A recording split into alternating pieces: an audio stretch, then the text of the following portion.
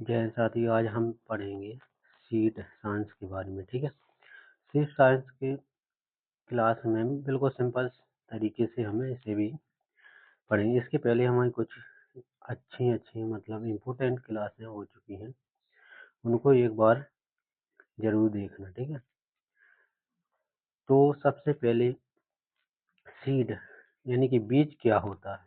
तो बीज क्या होता है, जैसे बॉटनी के अनुसार क्या होता है, बीज एक परिपक्व ओव्यूल है। ठीक है, कैसा है बीज? एक परिपक्व ओव्यूल है जिसमें क्या होता है, भ्रूण, भ्रूणपोष और बीजावरण पाया जाता है।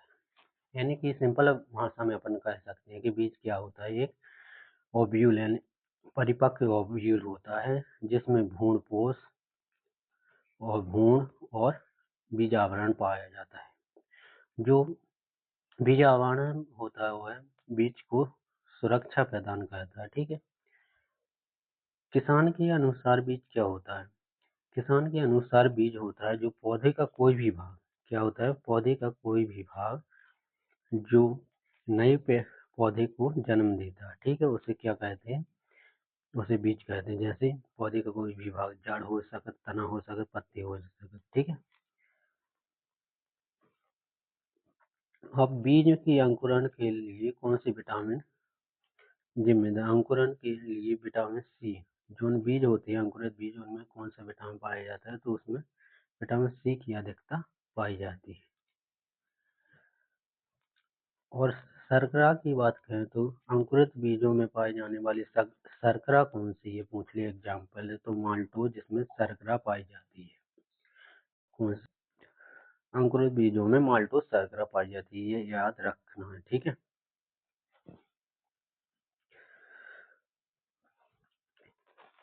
देखो एक इम्पोर्टेंट नोट है, प्रत्येक बीज दाना हो सकते हैं। क्या? प्रत्येक बीज दाना हो सकते हैं, लेकिन प्रत्येक दाना बीज नहीं हो सकता। ठीक है, प्रत्येक जो बीज होते हैं वो दाना हो सकते हैं, लेकिन दाना बीज नहीं हो सकते।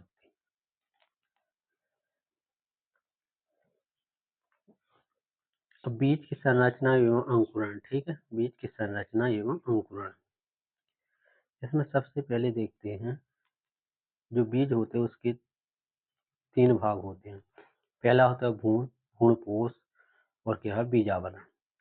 तो जो भ्रूण होता है, भ्रूण होता है तो वह क्या कहता है, भ्रूण होता है जो,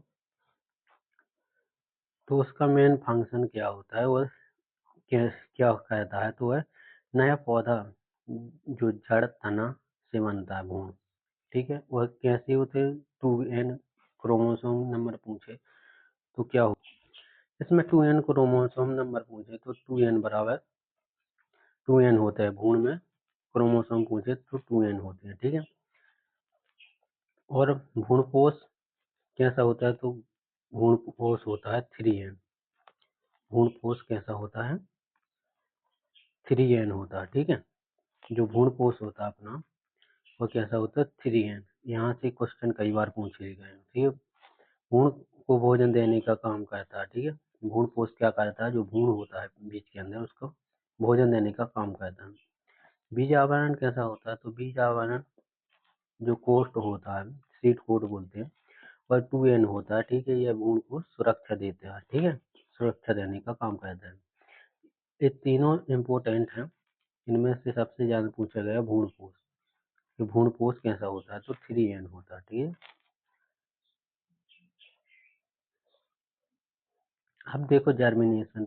जर्मिनेशन कैसे होती है? बीज के अंदर दो प्रकार के जर्मिनेशन पाए जाते हैं। ठीक है, एपीजियल और हाइपोजियल। तो एपीजियल में सबसे पहले एपीजियल, जैसे बोलते हैं ऊपरी भूमि अंकुरण। ठीक है, इसमें क्या होता है, जो बीज पाते हैं इसे बोलते हैं सीड कोट। जो बीज पात होते हैं वह कहाँ होते हैं? जमीन से ऊपर पाए जाते हैं। ठीक है, ऊपर निकल आती है। ठीक है, बीज पात। और हाइपोजियल में क्या होता है कि जो हाइपोजियल सीड होते हैं उनमें क्या होता है, ये बीज पत्र जो है और जमीन को के नीचे पहुंच जाते हैं। ठीक है, जमीन के नीचे पहुंच जाते हैं। ठीक है, जमीन के नीचे। बीज पद। ऐसा याद रखना है अपन को जो एपीजीएल होते हैं, ठीक है, एपीजीएल में होते ऊपर, ऊपर क्या होता है ऊपर, तो बीज पद ऊपर पाए जाते हैं, ठीक है, एपीजीएल में बीज पद ऊपर पाए जाते हैं, ठीक है, और हाइपोजीएल में बीज पद नीचे पाए जाते हैं, ठीक है।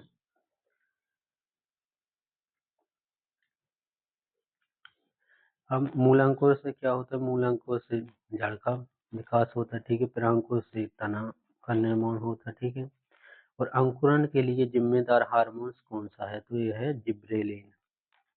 सबसे इम्पोर्टेंट क्वेश्चन यहीं से बनता है, वो पूछ लेता है एग्जाम में कि अंकुरण के लिए सबसे इम्पोर्टेंट हार्मोन कौन सा है, हार्मोन तो वह है जिब्रेलिन, ठीक है।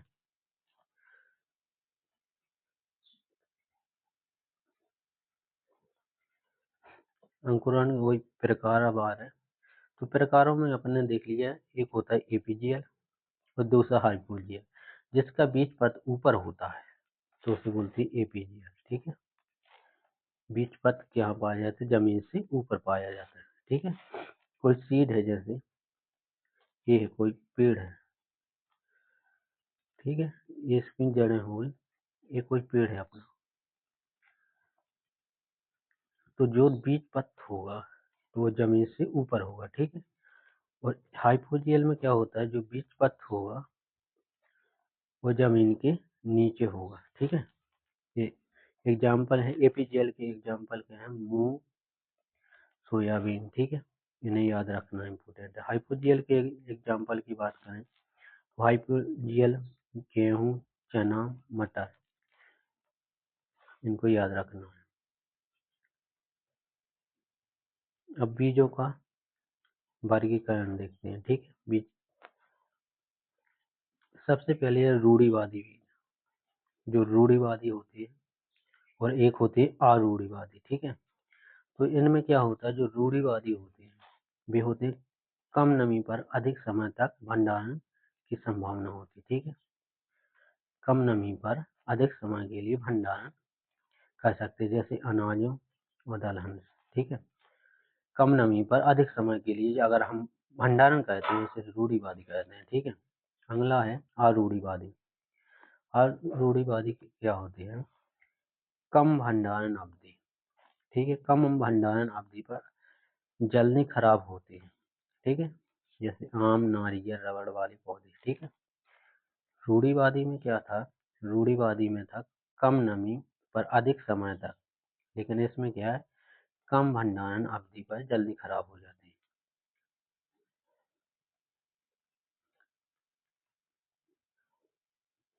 बीज के गुण, बीज के कुछ गुण होते हैं, उनमें भौतिक गुण होते हैं और जेनेटिक गुण, ठीक है। भौतिक गुण में क्या होता है कि बीज भौतिक रूप से जो शुद्धता होती है इसकी, तो भौतिक रूप से शुद्धता कैसी होती है, जैसे कंकड़, पत्थर, खरपतवार आदि, और जो अशुद्धियां पाई जाती है उनको क्या बोलते हैं, डॉकेज बोलते हैं। यहाँ से कई बार क्वेश्चन पूछा गया है, जैसे डॉकेज किसे कहते हैं, जो बीज में कंकड़, पत्थर और खरपतवार पाए जाते हैं उसे डॉकेज कहते हैं, सिंपल भाषा में, ठीक है। और अनुवांशिक शुद्धता कैसी होती है, तो अनुवांशिक किस्म अच्छी लक्षण मानी जानी, ठीक है, इसके लिए अपन कहते हैं ग्रो आउट टेस्ट, ठीक है। अब क्वेश्चन यहाँ से सबसे ज्यादा पूछते हैं एग्जाम में, ठीक है। नमी परसेंटेज,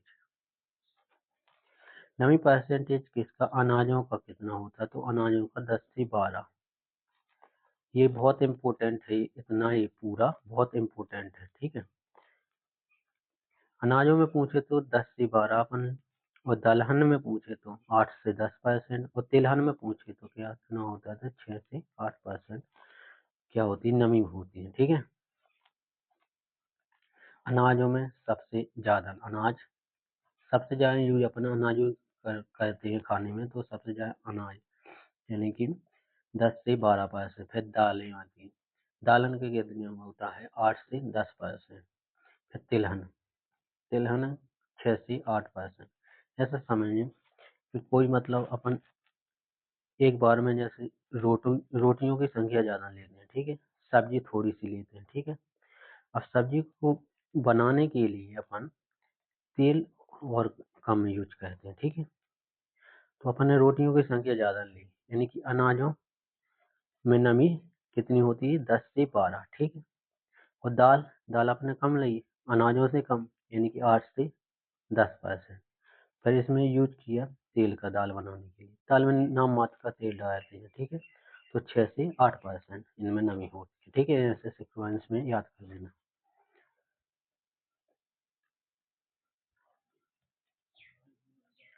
रिलेटिव वैल्यू क्या होती है, ये सूत्र भी कई बार पूछता है। तो इसमें जर्मिनेशन परसेंट गुणे प्योरिटी परसेंट बट्टी 100 होता है, ठीक है। इसमें अच्छी इंडेक्स के लिए कितने होंगे, 75% से अधिक जाना पड़ा रिलेटिव वैल्यू, ठीक है। अब सीट क्लास है, सीट क्लास में मुख्य रूप से कितनी होती हैं, तो 4 होती हैं, ठीक है। लेकिन भारत ये 5वीं होती है जिसका उत्पादन भारत में नहीं होता है, उसे बोलते हैं रजिस्टर्ड सीड, ठीक है। सबसे पहले देखते हैं अपन इसकी सीट की एक क्लास मैंने डायरेक्ट से भी बनाई है, उसे यूट्यूब पर अपलोड है, उसे भी देख लेना, ठीक है।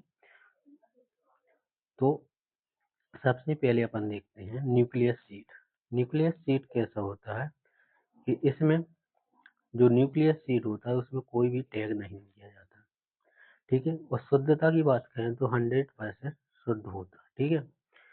और बीटा सीड जैसे कह सकते हैं गोल्डन येलो कलर दिया जाता है, इसमें भी 100% शुद्धता पाई जाती है, ठीक है।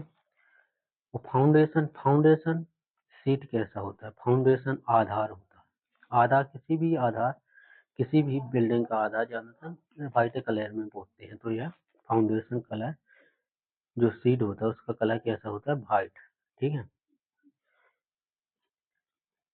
क्या होता है, वाइट कलर का होता है। इसके बाद अपन देखते हैं कि पंजी के रजिस्टर देखते हैं। रजिस्टर में जो होता है उसमें पर्पल कलर होता है, ठीक है।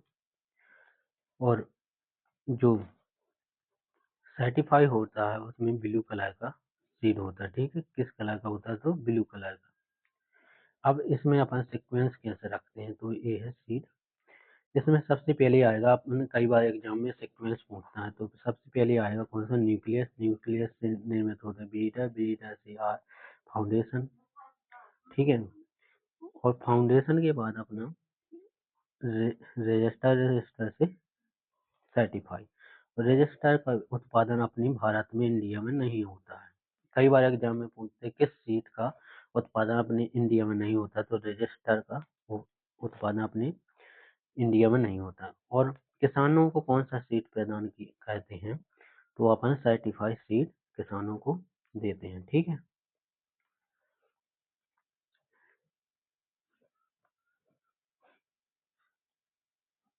और जो आधार बीज होता है, ठीक है, आधार बीज को क्या कहते हैं, आधार सीड को कहते हैं मदर, मदर सीड भी कहा जाता है, ठीक है।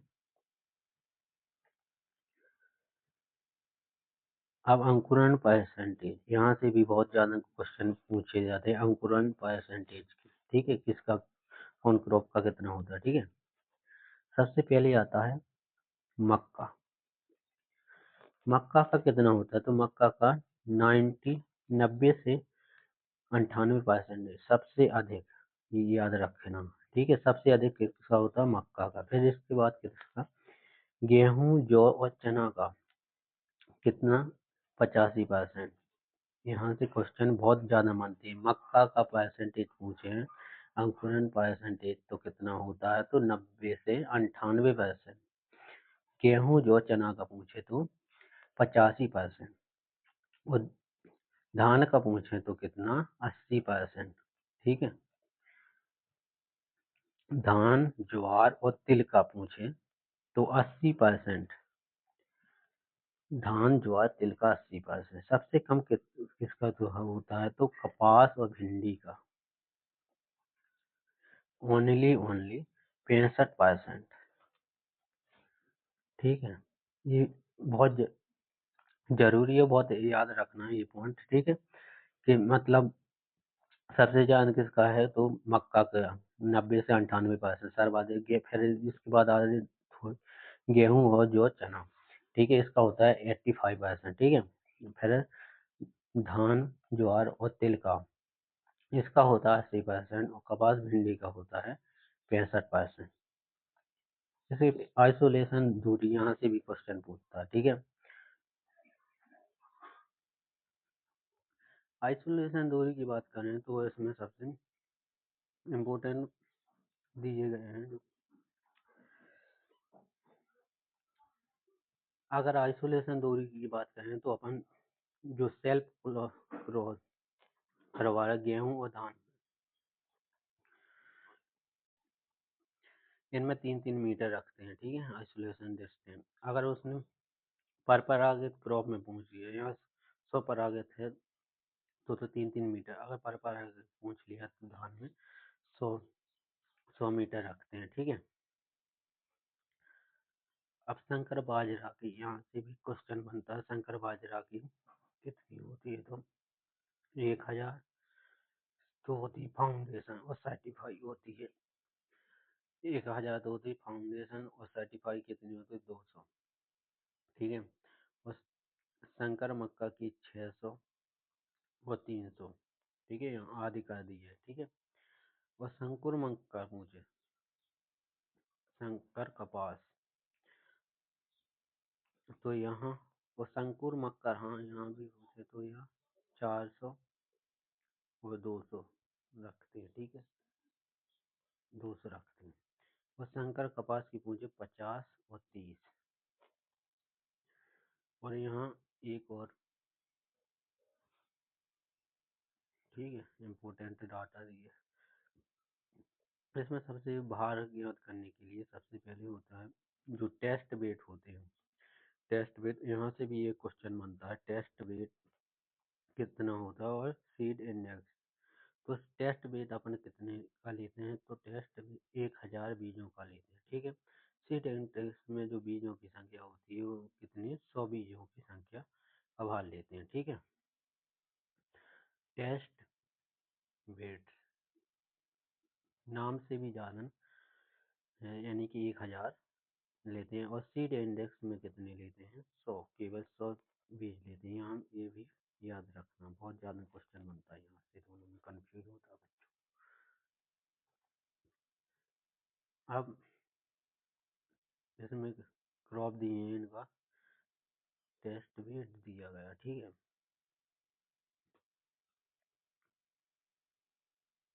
हाँ, एक बात और है यहाँ पर, ऐड कर लेना अपने नोट्स में, जो जो हो टेस्ट वेट होता है, ये जिन बीजों के लिए उपयोग करते हैं जिनके बीजों का आकार स्मॉल यानी छोटा होता है, उससे सीड इंडेक्स के लिए जो बीजों का आकार जिन क्रॉपों का बड़ा होता है उनके लिए यूज करते हैं, जैसे मक्का वगैरह, ठीक है। अब गेहूं का सीड वेट पूछ ले, ठीक है, तो 40, ठीक है। और सरसों का पूछ ले तो इसमें कितना होता है, 3 से 5 ग्राम। बासमती चावल का बहुत बार पूछा गया है, 21 ग्राम होता है, ठीक है। और समान धान का होता है 25 ग्राम।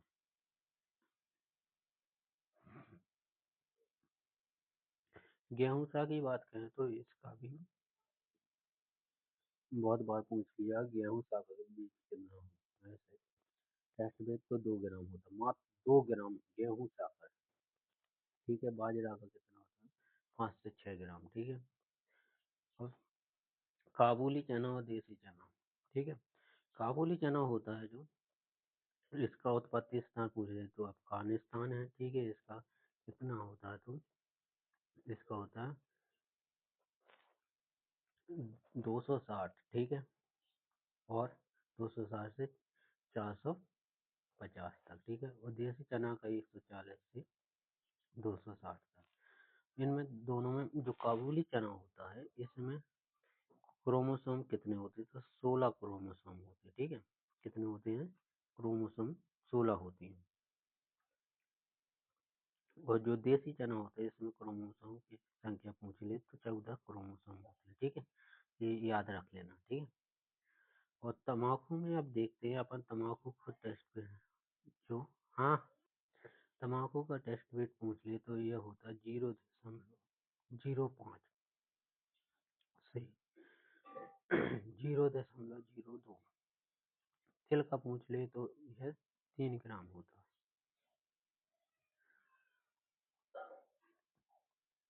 अब अपन बात करते हैं डोरमेंसी की। डोरमेंसी मुख्यतः 3 प्रकार से होते हैं। सशक्तावस्था को देखते हैं। सबसे पहले देखते हैं इनके लिए टेस्ट वगैरह के। टेट्राजोलियम टेस्ट, जो टेट्राजोलियम टेस्ट रहता है वो क्या होते हैं, बीज की वायबिलिटी यानी कि जीवन क्षमता के लिए कौन सा परीक्षण किया जाता है, टेट्राजोलियम। अगर बीज अपना जीवित है तो किस तरह का चाल रंग देगा, ठीक है। और डोरमेंसी के प्रकार, डोरमेंसी मुख्यतः 3 प्रकार की होती है, ठीक है। पहले primary dormancy, secondary inter dormancy, ठीक है। इंटर प्राइमरी जो डोरमेंसी होता है वह कैसी होती है, वह अनुवांशिक होती है, मुख्यतः अनुवांशिक रूप से आती है, कठोर आवरण या अविकसित गुण के कारण, ठीक है, अनुवांशिक होती है, ठीक है। सेकेंडरी डोरमेंसी होती है वो किसके द्वारा होती है, तो वह प्रतिकूल परिस्थितियाँ कैसी होती हैं, प्रतिकूल परिस्थितियों के कारण होते हैं। और अगली डोरमेंसी इंटरफेरेंस, यह होती है मृदा में गहराई के कारण दबने, ठीक है, मैदा में अगर कोई चीज गहराई में दब जाए, दबने के कारण कौन सी, वो तीसरे नंबर की डोरमेंसी इंटरफेरेंस। जो प्राइमरी डोरमेंसी होती है आनुवंशिक, दूसरी होती है जो सेकेंडरी होती है वह प्रतिकूल परिस्थितियों के कारण, ठीक है। तीसरी होती है जो इंटरफेरेंस, वह होती है मैदा की गहराई के कारण, ठीक है। जो जंगली जई होती है अमीनो फेतुका, ये इसमें तीनों प्रकार की डोरमेंसी पाई जाती है। यहाँ से एक बार क्वेश्चन आया था, ठीक है, कि किस में तीनों प्रकार की डोरमेंसी पाई जाती है, तो जंगली जाई, जिसका वैज्ञानिक नाम लिख लेना अमीनो फतुआ, ठीक है, इसे याद रखना, ठीक है, ये देगा क्योंकि एग्जाम में, इसे तो सब कोई जानता है, ठीक है।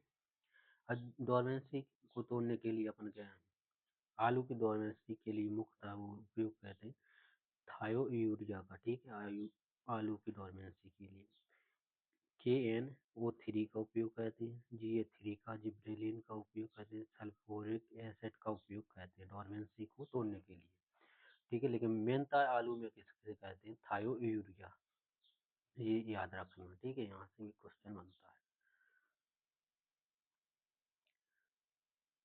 अब कुछ संस्था और कानून हैं, इनके बारे में भी देख लेते हैं, ठीक है। संस्था और कानून,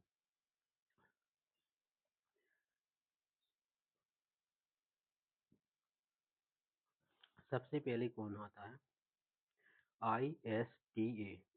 इसकी स्थापना 1924 में हुई थी, ठीक है। कब हुई थी इस स्थापना, 1924, कहाँ, स्विट्जरलैंड में, ठीक है।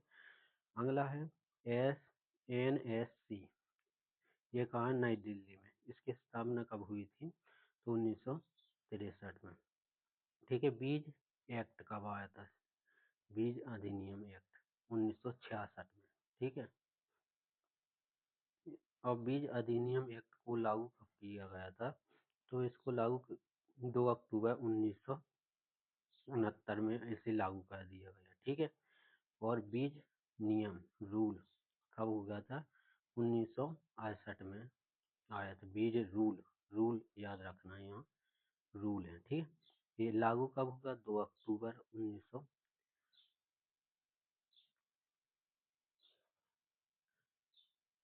1969, ठीक है। और इसके पहले अपन ने स्ट्रीट एक्ट आया 1966, 69 में लागू होगा। और फिर रूल कब, 1968 में, 68 में पहले रूल बने हुए हैं, फिर इसके बाद लागू होगा 69 में, ठीक है। एक सीक्वेंस से याद रख लेना। फिर सीड कंट्रोल ऑर्डर ऑर्डर कब हुआ पारित, तो यह हुआ था 1983 में। ठीक है, आज के लिए थैंक यू। वीडियो कैसे लग रहे हैं आप लोगों को लिए कमेंट सेक्शन में ज़रूर बताएं। थैंक यू सो मच, मिलते हैं अगली क्लास में।